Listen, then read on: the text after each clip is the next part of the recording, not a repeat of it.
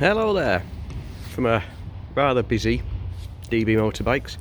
I haven't updated for a while for various reasons, so I thought I'd take this chance, go through where we are with the workshop at the moment. I've got a couple of little videos to do on a couple of these bikes, but I'll do those separately. Been away to the TT, came back within a couple of days, got flu, probably from being on the plague ship carrying us all home with everybody coughing around us. And have felt the last week feeling absolutely terrible, and only just starting to really come through it. So it's caused us some major problems. I'm not working anywhere near 100%. In fact, a couple of days I just haven't been working. Oscar's been carrying the load. Oscar's now away for a week and a half, nearly 2 weeks. So I'm in on the workshop on my own.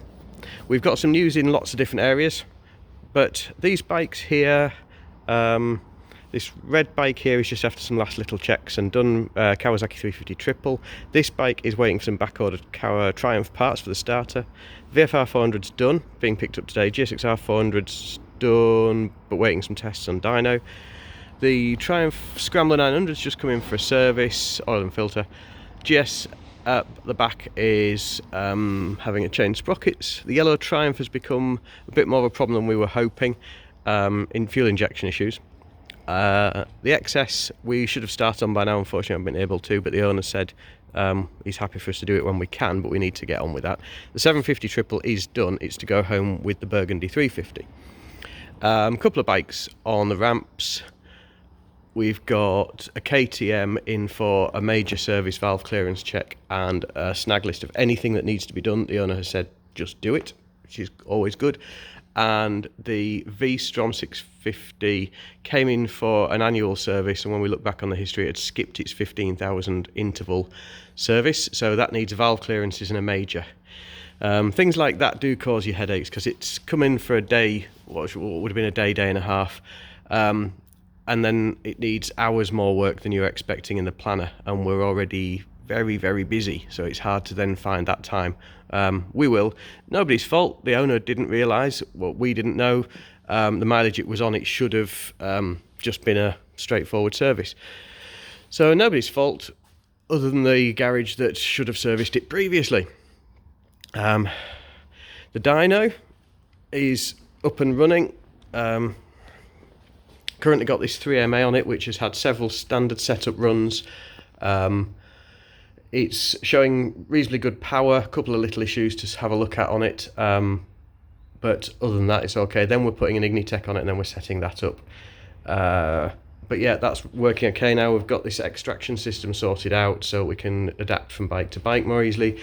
I've modified the sniffer system so it's taking the AFR readings directly off the exhaust outlet instead of it was dragging it up into this little box on the wall through lots of pipe work, and we seem to be getting some fairly spurious mixture readings out the exhausts, so I've changed that. So that's all working pretty well now. A few more bikes to test and check on it. I'm getting used to that as I go. You do get used to dynos, it's like driving a new car. They all drive the same way, pedals are in the same place, operations on a dyno all go the same way, but you get used to each one individually, and I'm still learning that dyno. Few bikes in the list on this side, but they're a bit longer term. We've got the CB1100 still going through lots of work. The VMAX has come in for some checks, well, starter checks and issues. There's a few bikes in the project lineup.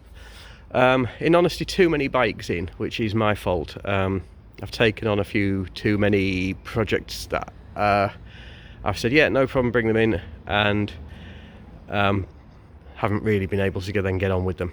But we have some news on that. Above this dyno with all this shelving and racking where it's all a bit of a mess at the moment, it's all staying like this for now because we're living with it. There is a big steel framework being made to go over this dyno cabinet, a racking support which will lift all of the floor shelving up onto there. It'll give us a big area up there to store, and it'll mean that we make some space here. Which is for the next piece of news. I've managed to fill the vacancy I had for a mechanic. We've made a job offer to a chap called John. He's accepted the offer, and we're still going through all the admin and side of it. It'll be end of July before he can start with us, hopefully.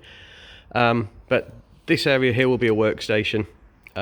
we can fit 3 ramps in then, and we've got an awful lot of investment going on in workbenches, new hydraulic, pneumatic ramp, awful lot of the kit, new compressor, new heating system.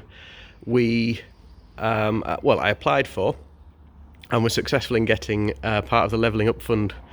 So a bit of investment from me and a lot of investment from the Levelling Up Fund means that we can purchase an awful lot of kit and equipment to expand what we do, speed up what we do and how we do it. So hopefully this backlog that I'm currently dealing with will get through. Once John joins us and Oscar's back, we should be getting through the work far more quickly, far more effectively with the new ramp and new space. So yeah, we've got a few weeks of pain ahead of us while we cope with the problems. Everything seems to have come at once really, especially with me getting this flu. It's, as everybody knows, it knocks you for 6 and it's just a bit of a struggle. Some of my customers I've actually put back their work. I've rung them up and just asked if they can delay it for a few more weeks, and they've very kindly said yes, so that's helping out a lot as well. In the meantime, I will get on with these bikes that are in, and I'll do some videos on them as they get sorted and go out.